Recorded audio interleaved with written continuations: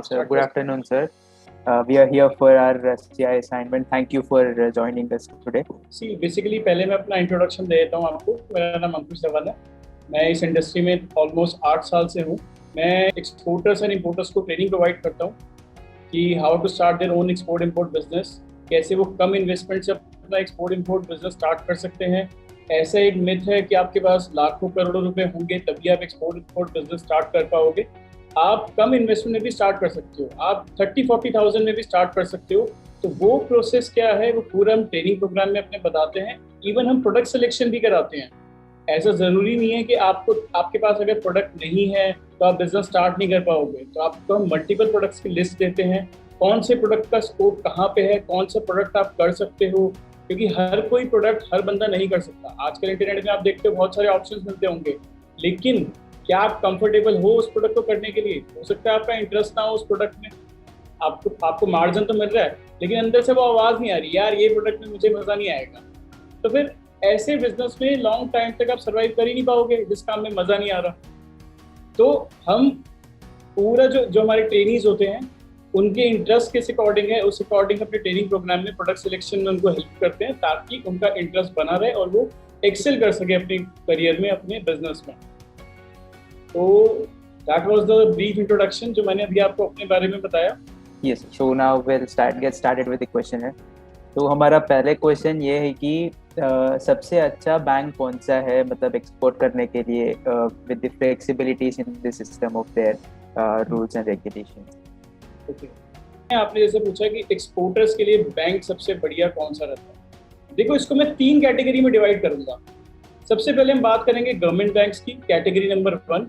उसके बाद हम बात करेंगे प्राइवेट बैंक्स की, कैटेगरी नंबर 2। फिर उसके बाद लास्ट में हम बात करेंगे कैटेगरी नंबर 3 जो कि इंटरनेशनल बैंक्स है। सबके अलग अलग अलग प्रॉज है, अलग अलग कौन सा है, फायदे नुकसान। तो पहले गवर्नमेंट बैंक से स्टार्ट करते हैं। अगर आप एक्सपोर्टर हो तो आप SBI को चूज कर सकते हो, कैनरा बैंक को चूज कर सकते हो। काफी अच्छे बैंक है अगर आप एक्सपोर्ट करने जा रहे हो। बट सबसे बड़ी बात, इसके फायदे क्या हैं?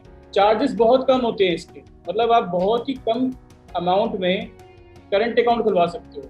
हार्डली आप 5-10 हज़ार में भी ओपन करवा सकते हो, इनके ऑफर्स निकलते रहते हैं। तो बहुत कम इन्वेस्टमेंट में आप करंट अकाउंट ओपन करा सकते हो। और जो एक्स्ट्रा चार्जेस होते हैं, जैसे कि एक्सपोर्ट में आप देखते हो फॉरेक्स में इनकम आता है, जो भी अमाउंट है वो डॉलर्स में ज़्यादातर प्रेफरेंस चाहिए होती है कि डॉलर में आता है, USD इसको हम बोलते हैं। तो इसको हम कहते हैं इनवर्ड और आउटवर्ड रेमिटेंस जिसको बोला जाता है। तो उसमें भी चार्जेस बहुत कम SBI चार्ज करता है आपसे। तो ये इस तरह की फैसिलिटी आपको मिलती है। अब अगर हम बात करें कि नुकसान क्या है, देखो प्रॉब्लम ये है, गवर्नमेंट बैंक्स में आपको वो सर्विस नहीं मिलेगी, वो फास्ट सर्विस नहीं मिलेगी जो आपको चाहिए होती है। इन केस ऑफ इमरजेंसी आपको थोड़ी प्रॉब्लम फेस करनी पड़ सकती है। एक कड़वा सच है बट रियलिटी है। तो ये थे गवर्नमेंट बैंक्स। अब बात करते हैं प्राइवेट बैंक्स की। HDFC हो गया, ICICI हो गया, कोटक महिंद्रा बैंक हो गया। आप इनके पास जा सकते हो। ये ऑथराइज डीलर्स होते हैं जिनको हम ADRs भी कहते हैं, जो फॉरेक्स में डील करते हैं। तो इनके पास अगर आप जाओगे, थोड़े से चार्जेस ज़्यादा होते हैं। करंट अकाउंट का जो है 20-25 हज़ार से स्टार्ट करते हैं, लाख लाख रुपए मिनिमम बैलेंस तक भी इनके पास जो है अलग अलग तरह के अकाउंट्स इनके पास होते हैं। तो आप अपने सुविधा के हिसाब से ओपन करा सकते हो। चार्जेस थोड़े ज़्यादा मैंने इसलिए बताए कि जैसे कि एनुअल चार्जेस जो बैंक देता है वो कंपेयर टू गवर्नमेंट बैंक्स थोड़े से ज़्यादा होंगे, लेकिन फैसिलिटीज़ आपको बहुत सारी मिलेंगी। आपको क्रेडिट कार्ड की लिमिट अच्छी मिल जाएगी। अगर आपको फॉरेक्स में डील करनी है या कोई भी बाहर से ट्रांजेक्शन करनी है तो क्रेडिट कार्ड आपको बहुत अच्छी लिमिट में ऑफर कर देंगे। तो इस तरह की फैसिलिटी आपको अलग से रिलेशनशिप मैनेजर अपॉइंट करके दे देंगे। इन केस ऑफ इमरजेंसी कोई ट्रांजेक्शन आपको करनी है, जैसे कि कोई टैक्स भरने के टाइम पे हमें कोई एंट्री जो है निकालनी है या कोई भी पुराना डाटा निकालना है, तो चुटकियों में आपको काम करा के दे देते हैं। पिछले 5 साल का डेटा निकालना हो, 10 साल का डेटा निकालना हो, आपको मैक्सिमम 1 दिन के अंदर ये सारा निकाल के दे देंगे। तो आपको कोई कंफ्यूजन नहीं होगी और आप किसी ट्रबल में हैं तो इजीली उससे बाहर निकल जाएंगे जब आपके पास एक ही दिन में सारा डाटा आ जाएगा। और एक्सपोर्ट इंपोर्ट में आपको और ज़्यादा हेल्प करते हैं। बस प्रॉब्लम ये है कि अगर मैं प्राइवेट बैंक्स की बात करूं तो चार्जेस की हम जैसे बात कर चुके हैं, चार्जेस थोड़े से ज़्यादा होंगे, हर कोई अफोर्ड नहीं कर पाता। इंडिया में तो आपको ही पता है कि बहुत सारे ऐसे मिडिल क्लास लोग हैं जो बिजनेस तो करना चाहते हैं, लेकिन ये जो टैक्सेस और ये जो चार्जेस होते हैं, उन रीजंस की वजह से कभी कभार वो शुरू नहीं कर पाते। अब बात करते हैं इंटरनेशनल बैंक्स की। भैया नाम में इंटरनेशनल है तो चार्जेस तो हाई होंगे ही होंगे। अब इनका जो करंट अकाउंट है, यूजुअली 1 लाख मिनिमम बैलेंस आपको मेंटेन करना पड़ता है और उसकी लिमिट 5-5 लाख 10-10 लाख तक जाती है। तो जितने भी कॉर्पोरेट्स हैं मैक्सिमम इंटरनेशनल बैंक से डील करते हैं। तो इंटरनेशनल बैंक्स उनको सर्विस बहुत अच्छी देते हैं, मतलब 24/7 सर्विस। और जो अगर आप इनकी नेट बैंकिंग यूज करते हो तो सॉफ्टवेयर इनके बहुत ही ज़्यादा यूजर फ्रेंडली होते हैं, मतलब आपको प्रॉब्लम नहीं होती। और अगर किसी अर्जेंट ट्रांजेक्शन में आप स्टक हो गए हो तो 24/7 इनके हेल्प डेस्क हैं, इजीली आपका वो फ़ोन उठा के आपकी हेल्प कर देंगे, आपकी प्रॉब्लम को सॉल्व कर देंगे। लेकिन अगेन जैसे मैंने कहा कि चार्जेस ज़्यादा होते हैं। बस एक फैसिलिटी ये है, अभी तो खैर कोरोना का टाइम चल रहा है, लेकिन अगर आप किसी इंटरनेशनल बैंक में जाते हो और वहाँ पे आपका करंट अकाउंट है तो आपको जैसे कहते हैं ना घर के दामाद को ट्रीट किया जाता है, वैसे कस्टमर को ट्रीट किया जाता है। आओ सर आपको कॉफ़ी पिलाए, आओ सर आपको जूस पिलाए, क्या खाओगे सर, समोसे खाओगे सर, सैंडविच खाओगे, क्या खाओगे। उनको ही पता है आप हाई टिकट क्लाइंट हो उनके। भाई जो बंदा 5-10 लाख रुपए महीने का मेंटेन करके चल रहा है, वो भी सिर्फ लॉकिंग अमाउंट है, उसके अलावा भी अमाउंट होगा, तो वो कोई छोटा मोटा क्लाइंट तो होगा नहीं। तो ये सारी फैसिलिटीज आपको इन बैंक से मिलती हैं। अब सिलेक्शन आपको करना है कि आप किसकी तरफ जाना चाहोगे। ऑन एन एवरेज ज़्यादातर लोग सेकंड ऑप्शन, सेकंड कैटेगरी को चूज करते हैं, जो कि HDFC, ICICI, Kotak Mahindra private banks मैंने बताया, क्योंकि इंटरनेशनल बहुत ज़्यादा एक्सपेंसिव है और जो गवर्नमेंट बैंक है उसकी फैसिलिटीज थोड़ी सी कंपेयर टू डाउन है प्राइवेट बैंक से। आई होप आपको ये कॉन्सेप्ट क्लियर हुआ होगा। Yes, sir. Good afternoon, sir. Yes, Sakshi. Am I audible? Yes, you are audible. Thank you so much, sir. आपने हमारा बैंक रिलेटेड एक डाउट अच्छे से क्लियर किया। एक और डाउट है जो मुझे आपसे क्लियर करवाना है कि पेमेंट का कौन सा बेस्ट तरीका होता है लाइक एक्सपोर्ट करने के लिए। लाइक यूजुअली इम्पोर्टर्स को काफ़ी मतलब परेशानी होती है कि हम डायरेक्ट पेमेंट एक्सपेक्ट करें या फिर लेटर ऑफ क्रेडिट, और बहुत सारे मतलब अलग अलग डिफरेंट वेज रहता है ना मतलब पेमेंट करने के। तो आपको कौन सा सबसे बेस्ट होगा? देखो एक्सपोर्ट में ना बहुत सारे मल्टीपल पेमेंट्स होते हैं। यूजुअली क्या है कि काफ़ी लोगों को नॉलेज नहीं है और वो बिना सोचे समझे एंटर कर जाते हैं। मार्केट में एक मिथ फैला रखा है कि एक्सपोर्ट में पेमेंट डूब जाती है, पेमेंट नहीं आती है, बायर पैसा नहीं देता है, लोग फ्रॉड करते हैं। भाई अगर आप लीगल टर्म्स और एक प्रॉपर सिस्टम सीखोगे तो कोई प्रॉब्लम आप फेस नहीं करोगे। अभी आप जो भी कॉलेज में आप पढ़ रहे हो, किस यूनिवर्सिटी में आप फर्स्ट ईयर स्टूडेंट्स हो, सेकेंड ईयर स्टूडेंट्स हो, तो आप भी एक कोर्स को फॉलो कर रहे हो ना कि एटलीस्ट फाइनली सीखने के बाद मैं ग्रेजुएट हो जाऊंगा और उसके बाद मैं फ्यूचर अपना ग्रो कर सकूंगा। तो सिमिलरली एक्सपोर्ट इंपोर्ट बिजनेस भी ऐसा है। अब पेमेंट टर्म्स इसमें बहुत सारे हैं, जैसे कि हम बात करते हैं सेफेस्ट पेमेंट टर्म की, तो LC जिसको हम लेटर ऑफ क्रेडिट कहते हैं, सेफेस्ट पेमेंट टर्म है, लेकिन इसमें भी आपके 5 से 6 तरह के क्लॉजेस होते हैं, जिसको हम 5-6 तरह की LC भी कहते हैं। तो उस LC में कौन सा क्लॉज आपको डलवाना है, कौन सा हटवाना है, इसकी नॉलेज होनी बहुत जरूरी है। अक्सर लोग अपने कॉम्पिटिटर्स को देखते हैं, अरे यार ये तो LC में काम कर रहा है तो हम तो बायर को कहेंगे हम भी LC में काम करेंगे, लेकिन LC में भी बहुत सारे क्लॉजेस होते हैं। तो वो कॉन्ट्रैक्ट आपको बायर भेजता है, LC कॉन्ट्रैक्ट जिसको बोला जाता है, वो कॉन्ट्रैक्ट आप पढ़ते हो, वो जो क्लॉजेस हैं वो उसमें मेंशन है या नहीं है वो आप चेक करते हो। अगर तो नहीं है तो अपने बायर को आप कहते हो भाई दोबारा से एक फॉर्मेट भेज कॉन्ट्रैक्ट का, LC कॉन्ट्रैक्ट का, ये वाले क्लॉजेस डलवा के, तो ही मैं इसको साइन करके आगे तेरे साथ डील करूंगा, अदरवाइज मैं तेरे साथ डील नहीं करूंगा। अब जिनको पता नहीं है, बायर ने कोई भी LC भेज दी, ऐसा क्लॉज डाल दिया जिसके बारे में आपको नॉलेज नहीं है, तो अल्टीमेटली LC में भी पेमेंट डूब जाती है अगर वो क्लॉजेस नहीं है। तो पेमेंट की नॉलेज होना, कोई भी ट्रेड हो उसकी नॉलेज होना बहुत जरूरी है। और दूसरा एक पेमेंट टर्म आता है TT, जिसको हम टेलीग्राफिक ट्रांसफर, जिसको हम एडवांस पेमेंट भी कहते हैं। भाई ऑनलाइन अगर एडवांस पेमेंट मिल जाए उससे बेटर ऑप्शन है ही क्या। तो आपको एक्सपोर्ट में वो भी मिल जाती है। अब लोग बहुत बार पूछते हैं कि सर एडवांस पेमेंट क्यों हमें देगा, वही तरीके होते हैं नेगोशिएशन करने के, बार्गेनिंग करने के, प्रेजेंटेशन स्किल्स होती हैं। तो वो ट्रेनिंग प्रोग्राम में हम सारा समझाते हैं कि आपको इस तरीके से अपने क्लाइंट को हैंडल करना है, इस तरीके से उसको कन्विंस करना है। अदरवाइज एग्जाम्पल के तौर पे मैं अगर कहूँ कि एक प्रोडक्ट है, एक मोबाइल फोन मैंने आपको दे दिया जी, ये मेरा मोबाइल फोन है, इतने का मैं दे दूंगा, ये प्राइस है, बस 10 सेकंड में डील खत्म, एज ए बायर आप खरीदोगे। तो उस मीटिंग को कैसे इंटरेस्टिंग बनाना है कि सर इसके फीचर्स ये हैं, इसमें ये मेगापिक्सल का कैमरा है, इसमें ये बैटरी बैकअप है। आप टीवी में देखते हो इतनी एड्स आती हैं, आप अब तो टीवी खैर लोगों ने देखना काफी कम ही कर दिया है, आप ओटीटी प्लेटफॉर्म्स देखते हो, एप्स देखते हो, तो उसमें कितने सारे फीचर्स वो एक 20 सेकंड की एड में बता देते हैं। तो वो अपने प्रोडक्ट के फीचर्स आप बताओ, तभी वो कन्विंस होगा। अब यही अगर आप कॉमन जैसे लोग करते हैं, मैं सस्ता माल दे दूंगा, मैं क्वालिटी अच्छी दे दूंगा, भाई सामने वाला के आपसे सस्ता माल नहीं दे सकता, या वो ये कहेगा कि मैं आपसे बेकार क्वालिटी दूंगा। सपोज करो आप मुझे कन्विंस कर रहे हो, मैं आपका बायर हूं, आप चारों मुझे कन्विंस कर रहे हो, सारे मुझे कह रहे हो कि मैं अच्छी क्वालिटी का माल दे दूंगा और आपको सस्ता दे दूंगा, तो मेरे लिए तो कंफ्यूजन हो जाएगा, भाई चारों की पिच सेम है, मैं किससे खरीदूं।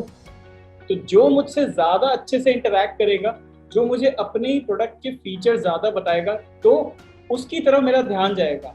एक कहावत है, बात करने से ही बात बनती है। तो ज्यादा जो मुझसे कॉन्वर्सेशन करेगा, कन्विंस करेगा, तो मेरा ध्यान वहां डाइवर्ट होगा, because I am a human being, interaction मुझे पसंद है। तो इस तरह की स्किल्स आपको डेवलप करनी है।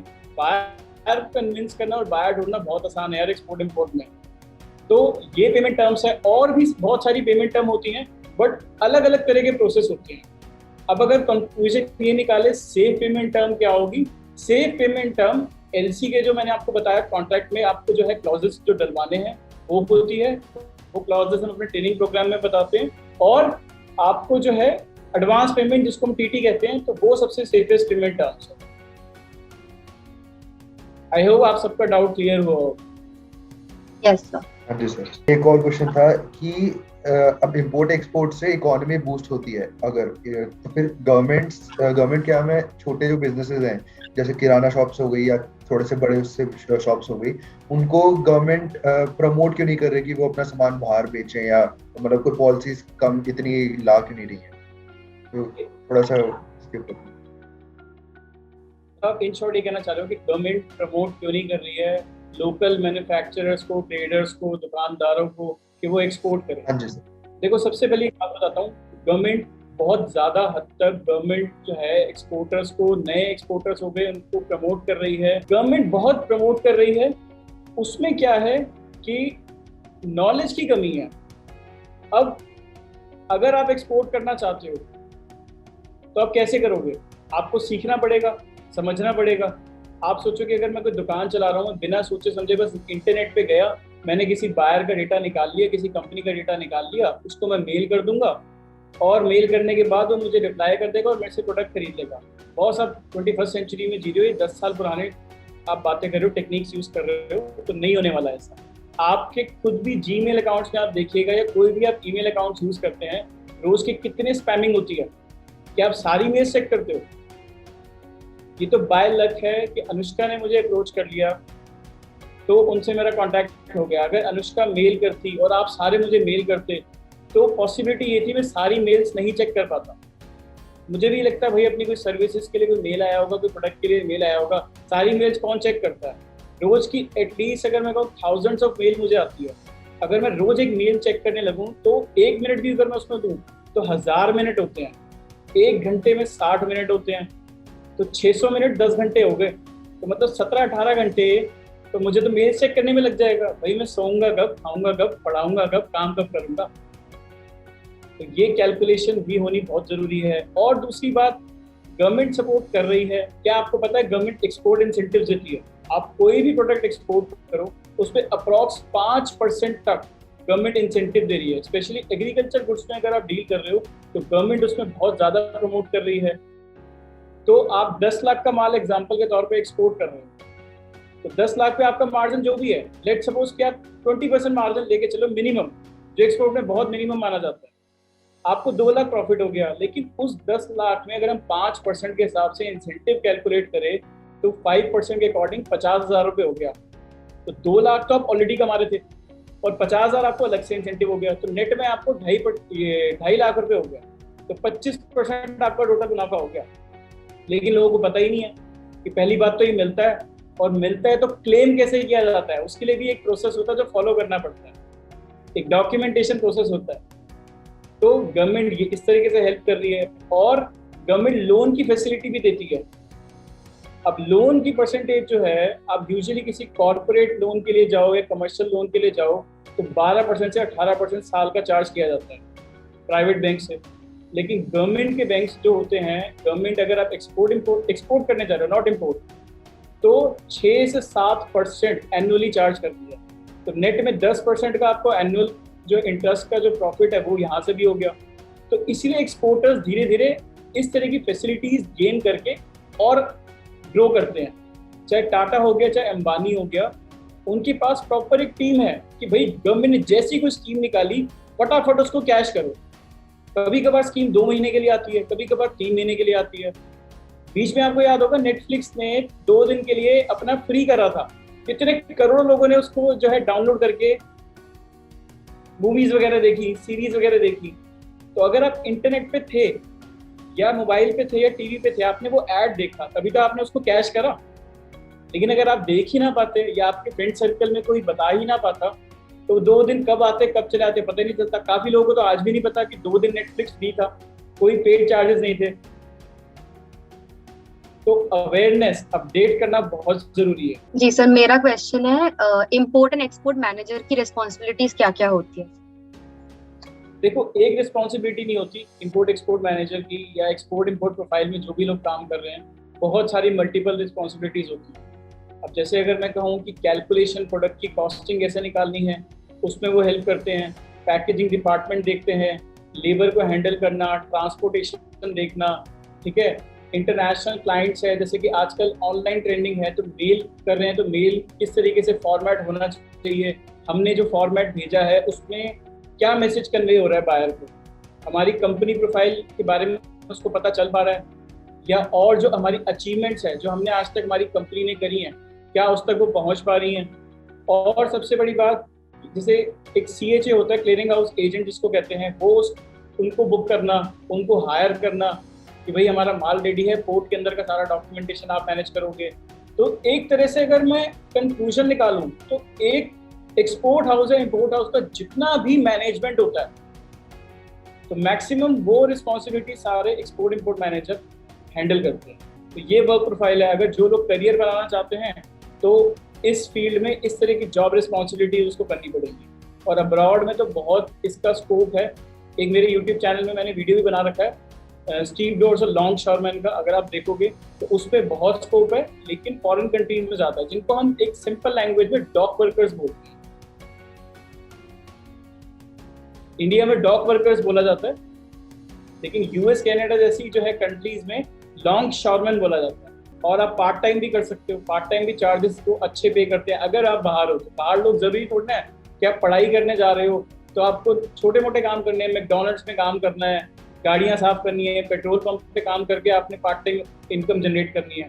तो ऐसे भी पार्ट टाइम बहुत है। $30 से $60 1 घंटे का मिलता है पार्ट टाइम में। इंडियन रुपी में आप कैलकुलेट कर लो तो 2 से 5 हज़ार रुपये 1 घंटा। तो वही वाली बात, भेड़ चाल में फंसोगे तो बेसिक जो नई नई चीजें उसको एक्सप्लोर ही नहीं कर पाओगे। हाँ जी सर, हमारा नेक्स्ट क्वेश्चन ये है कि अगर फॉरेन मार्केट में इंटर करने के लिए कोई आसान या बेसिक तरीका है क्या, इजी वे ऑफ एंटरिंग? देखो, आसान तो कोई तरीका नहीं है। मैं पर्सनली एक कॉन्सेप्ट में बिलीव करता हूँ कि कोई भी मुश्किल चीज़ है सीखने के बाद वो आसान हो जाती है। छोटा सा एग्जांपल दूँ, आप जब 12th क्लास में थे तो आपको 11th स्टैंडर्ड से ही प्रेशर बनाना शुरू कर दिया जाता है, चाहे वो पेरेंटल प्रेशर हो, सोसाइटल प्रेशर हो कि भाई अगले साल बोर्ड है, या करंट लेवल पे आप 12th में हो तो बोर्ड है, एग्जाम तेरे को देने हैं, इतना बड़ा प्रेशर उस पर बिल्ड कर दिया जाता है। लेकिन अल्टीमेटली क्या होता है, हम सारे क्लियर कर गए ना, बाद में एग्जाम्स क्लियर करने के बाद लगता है तो कुछ भी नहीं था। हमारे टाइम में, आई एम 34, हमारे टाइम में 70s और 80s में परसेंटेज बहुत ज्यादा मानी जाती थी, लेकिन आजकल तो 100% तक की कट ऑफ जा रही है। इतने टैलेंटेड बच्चे, तो डर किस बात का कि बोर्ड एग्जाम है, बोर्ड एग्जाम है। तो इजी कोई तरीका नहीं है, आप बस चीज़ों को सीखते चले जाते हो, समझते चले जाते हो, तो वो आसान हो जाती है। आपको अपने प्रोडक्ट पे कॉन्फिडेंस होना चाहिए कि जो मैं प्रोडक्ट बेचने जा रहा हूँ इस कंट्री में बिकेगा। इसकी प्रॉपर R&D आपने कर रखी हो। R&D मतलब रिसर्च एंड डेवलपमेंट, कि मेरा प्रोडक्ट उस कंट्री में क्यों बिकेगा। इतने सारे लोग अगर इस प्रोडक्ट को बेच रहे हैं तो मेरा ही प्रोडक्ट मुझसे क्यों, जो है मेरा बायर मुझसे क्यों लेगा। तो अपने प्रोडक्ट को इतना बेहतर बनाओ। आप एक एग्जांपल ये दे सकते हो कि सर अपने बायर को जब आप डील करने जा रहे हो कि मैं आपको पैकेजिंग अच्छी करके दूंगा, यूनिक पैकेजिंग करके दूंगा। पहले के ज़माने में आप देखते थे ना, बिस्किट के पैकेट आते थे, कितनी सिंपल पैकेजिंग होती थी। अब आप डार्क फैंटेसी खाते हो बिस्किट, ट्रे होती है प्रॉपर, इतनी अच्छी पैकेजिंग होती है। या ब्रिटानिया का बर्बन खाते हो तो उनकी पैकेजिंग देखो, है तो चॉकलेट बिस्किट ही, लेकिन पैकेजिंग अच्छी करके उन्होंने प्राइस बढ़ा दिया और उसी से वो कस्टमर्स को अट्रैक्ट कर दिए। तो इट्स ऑल अबाउट माइंडसेट कि आपने अपने कस्टमर को कैसे कन्विंस करना है। ओके, अभी एक मेरा क्वेश्चन है कि सर क्लियरिंग हाउस एजेंट कौन है, मतलब लाइक इंपोर्ट और एक्सपोर्ट बिजनेस में, लाइक इसको बहुत इंपॉर्टेंट माना जाता है, तो फिर ये एग्जैक्टली करते क्या है? मैं बताया था, क्लियरिंग हाउस एजेंट, जिसको हम कस्टम हाउस एजेंट भी कहते हैं, ये होते हैं CHA शॉर्ट फॉर्म में। अगर हम बात करें CHA के रोल्स एंड रिस्पॉन्सिबिलिटीज क्या होता है, अभी हमने पहले भी एक दो लाइन्स इसके बारे में डिस्कस करी थी, मैं डिटेल में आपको समझाता हूँ। CHA आपका पोर्ट के अंदर का सारा काम करता है। मतलब आप सपोज करो एक फैक्ट्री चला रहे हो, आप वेयर हाउस चला रहे हो, या आप घर से काम कर रहे हो, आपने प्रोडक्ट को पैक करके रख दिया, पूरा तैयार कर दिया। अब वहां से, घर से, फैक्ट्री से, कहीं से भी पोर्ट तक जब जा रहा है वो, तो पोर्ट के अंदर वो पहुंच गया, तो अंदर जितना भी डॉक्यूमेंटेशन आपने सुना होगा, कस्टम क्लियरेंस होती है, कस्टम चार्जेस लगते हैं, फिर शिप पे माल लोड होता है। तो बहुत सारे ऐसे प्रोसेस है जो अकेला CHA ही कर देता है। तो एक तरह से CHA हायर करने का हमें बेनिफिट ये रहता है, भाई अगर आप अकेले बंदे हो, आप अकेले क्या क्या मैनेज करोगे। आप पहले तो कंपनी रजिस्टर करोगे, प्रोडक्ट रिसर्च करोगे, बायर से भी डील करोगे, पैकेजिंग भी करवाओगे, माल भी आप अगर मैं एग्जांपल अगर आपको दूं, मैन्युफैक्चरर एक्सपोर्टर नहीं हो, मर्चेंट एक्सपोर्टर हो, तो किसी सप्लायर से माल खरीद के अपने पास रखोगे, लेके आओगे। एक बंदा क्या क्या कर लेगा, आप वन मैन आर्मी नहीं हो, एक ही चीज में मैं सारी चीजें कर जाऊंगा। तो CHA आप हायर कर लो। आजकल तो बहुत अच्छे पैकेजेस वो बताते हैं, आपकी सारी सिरदर्दी दूर हो जाती है कि लाइक आप उनको हायर करो और उनसे डील ऐसे करो कि मैं अपने घर से, फैक्ट्री से या वेयर हाउस से माल बना के रख दूंगा, भाई यहाँ से उठा के जा, जो भी ट्रांसपोर्टेशन है, जो भी लोडिंग अनलोडिंग, शिप पे चढ़ाना, दूसरी कंट्री तक पहुंचाना, सारी जिम्मेवारी तेरी होगी। जो भी तेरा एडिशनल चार्ज लगता है मेरे से वो ले ले, मेरे को सिरदर्दी नहीं चाहिए। आज की डेट में हम सिरदर्दी हटाने के लिए तो सर्विस का यूज करते हैं, किसके पास इतना टाइम है यार आज की डेट में। तो CHA के ये रोल होते हैं कि आपका सारा प्रेशर, आपका वर्कलोड वो सारा हैंडल कर सकता है। आपका बस प्रेशर यही होगा कि माल को सही से बनाना और उसको पैक करना और उसको अपने प्रीमाइसेस में रेडी करना। उसके बाद की सारी जिम्मेवारी उसको दे दो। थोड़े पैसे ज़्यादा लेते हैं ना, दे दो, कोई दिक्कत नहीं है, लेकिन सारी चीज़ें वही हैंडल करेगा। बाद में जो डॉक्यूमेंट्स बनेंगे कस्टम से, जो आपको मिलेंगे, जो आपने अपने बायर को भेजने होते हैं, तो वो भी सारा वो अरेंज कर देगा। एवरीथिंग बहुत ज़रूरी है आज की डेट में CHA के साथ काम करना। क्लियर है? हाँ जी सर। सर एक और क्वेश्चन था कि क्या कोई बंदा घर से बैठे बैठे इंपोर्ट एक्सपोर्ट का बिजनेस कर सकता है क्या? बिल्कुल कर सकता है। आज की डेट में जब से कोरोना महामारी शुरू हुई है, तब से आप देखोगे एक्सपोर्ट तो बड़ा ही बड़ा है और घर से एक्सपोर्ट करने वालों की संख्या ज़्यादा हुई है। Amazon.in के बारे में आपको पता है, लेकिन Amazon.com से लोग कर रहे हैं, जिससे कि एक्सपोर्ट इंपोर्ट होता है। Amazon.com बहुत सारे वेबिनार्स, फ्री वेबिनार्स जो है बहुत हर हफ्ते, हर महीने कर रहा है कि जिससे लोगों को अवेयर किया जा सके। लेकिन ह्यूमन नेचर की हमारी एक आदत है, जो चीज़ हमें फ्री में मिल रही होती है हम उसको वैल्यू नहीं करते। अगर यही Amazon कहे ना कि 10,000 रुपये लूंगा आपको अपने वेबिनार के, कि आप घर से Amazon.com से कैसे कर पाओगे, तो वो भी फीस आपको ज़्यादा लगती है। या फिर अगर आप दोगे तभी ज्वाइन करोगे, तो वो फ्री कर रहा है। पिछले 1 साल से हर महीने Amazon.com फ्री वेबिनार्स कर रहा है कि घर से कैसे एक्सपोर्ट करें, कैसे एक्सपोर्ट करें। और पिछले साल का डेटा अगर आप उठाओ तो बहुत सारे ऐसे प्रोडक्ट हैं जिनसे एक्सपोर्ट Amazon.com से बहुत ज़्यादा हुआ है। हैंडीक्राफ्ट हो गया आपका, होम डेकोर्स हो गया आपका, बहुत सारी डिज़ाइनर आइटम्स हो गई आपकी। तो ऐसे बहुत सारे प्रोडक्ट्स हैं जो लोग घर से बैठ के कर रहे हैं। अब वो बैरियर तो एक्सपोर्ट से हट गया ना, जो मिथ था लोगों का कि 5-10 लाख 20 लाख हो गए हम तभी कर पाएंगे। भाई आप ई कॉमर्स एरा में आ चुके हो। Amazon.com एक सिंगल प्रोडक्ट भी एक्सपोर्ट करता है। .in में इंडिया में जा रहा है, .com में वर्ल्ड में जा रहा है। तो जो आपका वर्ल्ड में जा रहा है .com के थ्रू, आपको इनकम आ रही है, मनी आ रही है डॉलर्स में, तो वो डॉलर्स में आने का मतलब है आपका एक्सपोर्ट है। आपको बस इंपोर्ट एक्सपोर्ट लाइसेंस चाहिए और जो भी उसके डॉक्यूमेंटेशन है, कंपनी के डॉक्यूमेंट, जीएसटी वगैरह, वही बेसिक सारी चीजें चाहिए। कोई ऐसा डॉक्यूमेंट वो आपसे मांग ही नहीं रहा कि भैया आप कर ही नहीं पाओगे। इतनी ज्यादा हाउस हो गए, जो लोग घर पे बैठे हुए थे आज की डेट में घर बैठे बैठे कर रहे हैं। आपको अगर लगता है कि मैं अगर ज्यादा प्रोडक्ट नहीं कर सकता, 4 प्रोडक्ट उठाओ, उसकी जो है इमेज लगा के अपलोड कर दो, ऑर्डर आए तो एक एक प्रोडक्ट आप जो है एक्सपोर्ट कर दो Amazon के थ्रू। आपको लगे कि ज्यादा ऑर्डर आ रहा है तो प्रोक्योरमेंट करनी शुरू कर दो, नहीं आ रहा तो 4 प्रोडक्ट को छोड़ के दूसरे प्रोडक्ट को एक्सप्लोर करो। ये मेहनत तो आपको करनी पड़ेगी, तो ये बेनिफिट है। और एक और तरीका, Amazon.com से कभी कभार लोग कहते हैं कि सर चार्ज करता है, कि मान लो आपने 100 रुपये का प्रोडक्ट बेचा, 50 रुपये आपका मार्जिन था, तो 50 रुपये में से सर 10-15 रुपये वो कमीशन के लिए लेता है, तो हमें तो 35 रुपये तकरीबन बचते हैं। तो अगर वो आप पैसे बचाना चाहते हो तो थोड़ी इन्वेस्टमेंट आपको करनी पड़ेगी, अपनी ई कॉमर्स साइट लॉन्च कर दो। आजकल आपने देखा होगा ट्रेंड में है, तो अपनी ई कॉमर्स साइट को आप लॉन्च करो, उसको प्रमोट करो, धीरे धीरे अपनी ब्रांडिंग करो, ट्रस्ट फैक्टर बिल्डअप करो अपना, तो लोग आपकी साइट से भी आगे लेंगे। भाई वर्ल्ड में सिर्फ Amazon.com है, Flipkart.com थोड़ा चल रहा है, बहुत सारे ई कॉमर्स जायंट्स आ चुके हैं आज की डेट में। तो उन्होंने भी तो कहीं से जीरो से शुरू करा होगा, तो कहीं पहुंचना है तो कहीं से शुरुआत तो करनी पड़ेगी। क्लियर है? Yes sir, thank you sir. मेरा नेक्स्ट क्वेश्चन है, क्या इंग्लिश लैंग्वेज कंपलसरी है एक्सपोर्ट बिजनेस के लिए? बिल्कुल भी नहीं, ये एक मिथ है। बहुत सारे लोग डर जाते हैं कि सर मेरे को इंग्लिश नहीं आती, इंटरनेशनल बिजनेस है, एक्सपोर्ट इंपोर्ट का बिजनेस है, मेरी कम्युनिकेशन स्किल्स अच्छी नहीं है, तो मैं कैसे करूंगा? तो कोई भी कर सकता है आज की डेट में। अगर आपको मैं 2 तरीके बताऊं, इसका सोल्यूशन बताऊं, पहला तरीका ये है कि आप ट्रांसलेटर हायर कर लेते हो, फ्रीलांसर्स हायर कर लेते हो, तो आप उनको हायर कर लो, वो आपके बिहाफ पे डील करेंगे, जो भी उनकी कंसल्टेंसी फीस होगी, जो भी उनके चार्जेस होते हैं, तो वो आपसे वो चार्ज कर लेंगे। और अगर आपको लगता है कि ऑर्डर इतना बड़ा नहीं है, मैं जो फ्रीलांसर जो मुझसे अमाउंट मांग रहा है मैं वो उतना पे करूंगा, तो मुझे बचेगा क्या? तो आप Amazon.com में जाके सर्च करो, लैंग्वेज ट्रांसलेटर डिवाइस भी आने लग गए हैं, जिसमें 15 से 20-30 लैंग्वेज तक ट्रांसलेट हो जाती है। All you have to do कि अगर आप बायर से आमने सामने मीट कर रहे हो, तो आप उसके सामने लैंग्वेज ट्रांसलेटर डिवाइस रख के आप डील कर सकते हो, कन्वर्ट कर सकते हो। भाई आजकल सोलो ट्रैवलिंग का बहुत ट्रेंड चल रहा है, पूरे वर्ल्ड लोग घूमते हैं, तो जरूरी थोड़ा ना कि हर जगह इंग्लिश बोली जाती है। बहुत सारी ऐसी कंट्रीज है, कोस्टा रिका जैसी कंट्री आप देख लो, नहीं आती वहाँ लोगों को इंग्लिश, तो कैसे वो कम्युनिकेट करते हैं? अब वो पूछेंगे थोड़ा ना, वहाँ पे पनवाड़ी थोड़ा है कि भाई ये बताइए ये एड्रेस कहाँ पे है। तो लैंग्वेज ट्रांसलेटिंग डिवाइस का वो इस्तेमाल कर रहे हैं। 8-10 हज़ार से शुरू होता है, किसी अच्छी कंपनी का लोगे तो 20-25 हज़ार का होता है, एक ही बारी की इन्वेस्टमेंट है, तो आपकी मल्टीपल 20-25-30 लैंग्वेज तक कन्वर्ट हो जाती है।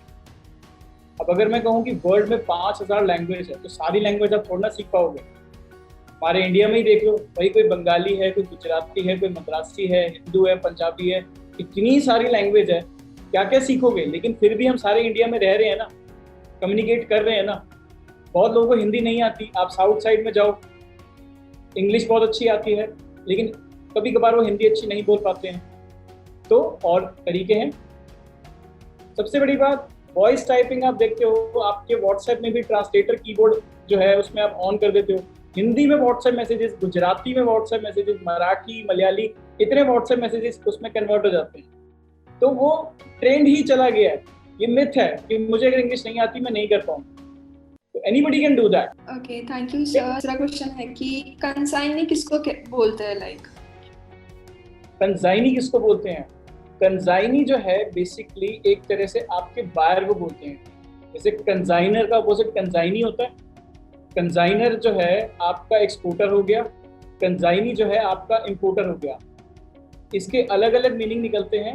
अगर मैं कहूँ कंसाइनी को हम परचेजर भी बोलते हैं, परचेजर हो गया, इंपोर्टर हो गया और बायर हो गया। इस पे हमने यूट्यूब पे एक अलग से मैंने वीडियो बना रखा है कि कौन कौन सी टर्म यूज की जाती है बायर और सेलर को बहुत सारे लोग डॉक्यूमेंटेशन में कभी कभार कंफ्यूज हो जाते हैं। मान लो डॉक्यूमेंटेशन में लिखा है एक्सपोर्टर और इंपोर्टर, आपको पता है, लेकिन उस पर लिखा है buyer seller, consignor consignee, vendor और वेंडी। ये सबके मतलब एक ही होते हैं। जैसे सिनोनिम्स होते हैं ना, पर्यायवाची शब्द जिसको बोले जाते हैं, कि मतलब वर्ड एक है लेकिन अलग अलग वर्ड्स में बोला जा रहा है, मतलब एक ही है। तो इजी वे में कंसाइनी आपका बायर हो गया, यानी कि इंपोर्टर हो गया। सर आपका ज्यादा टाइम नहीं लेंगे, एक और क्वेश्चन है मेरा आखिरी, कि लेटर ऑफ क्रेडिट जो होता है वो इररिवोकेबल होता है, मैंने सुना है कहीं पे, तो उसका क्या थोड़ा सा मतलब होता है, वो बता सकते हैं?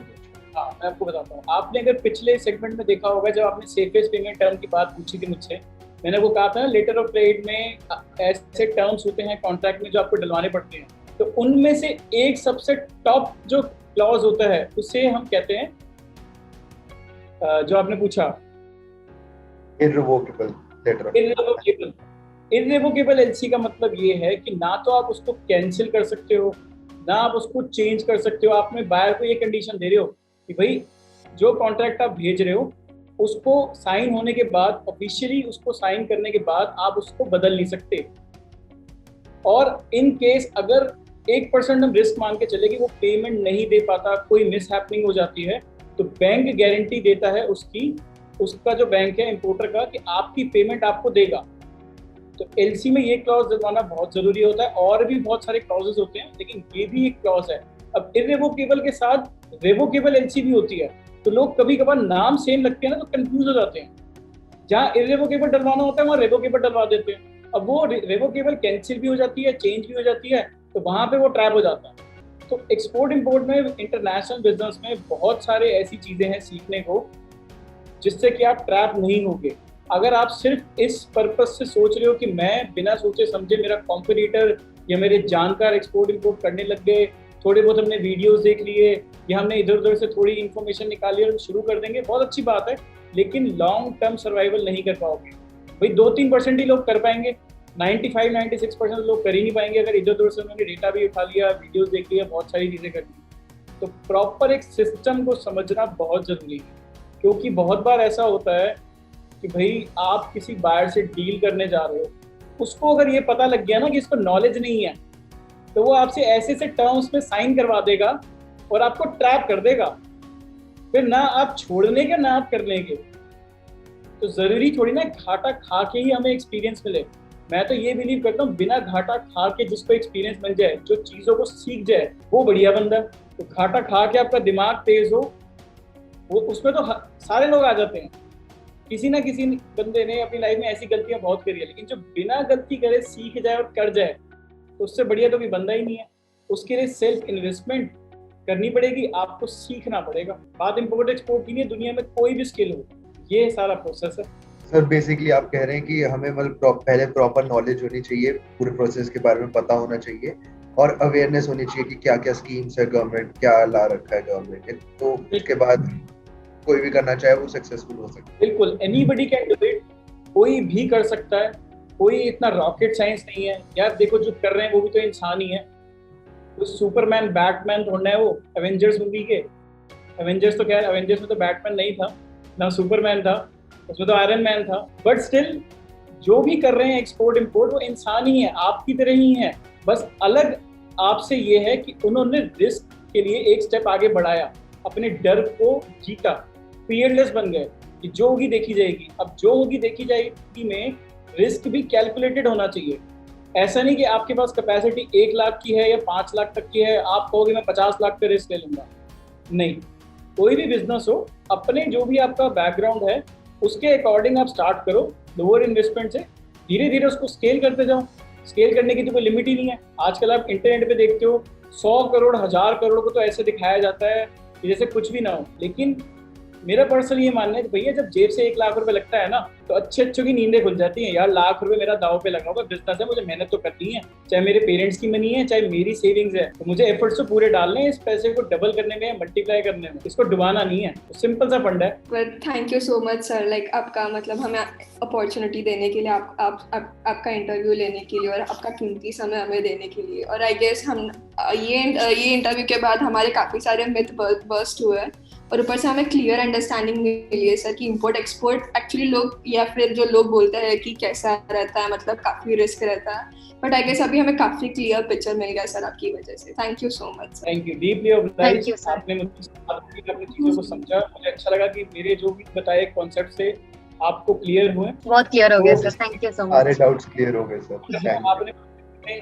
जरूर सक्सेसफुल होंगे और अपने लाइफ में भी बहुत अच्छे से सक्सेसफुल होंगे। तो हर चीज को प्लानिंग के साथ अगर आप करते हैं तो कोई भी बिजनेस करें, कोई भी जॉब करें, तो हर चीज का एक सिस्टम बनाइए और एक प्रॉपर स्ट्रैटेजी बनाइए। स्मार्ट वर्क, शॉर्टकट में मैं आपको यही कहूँगा। Thank you sir.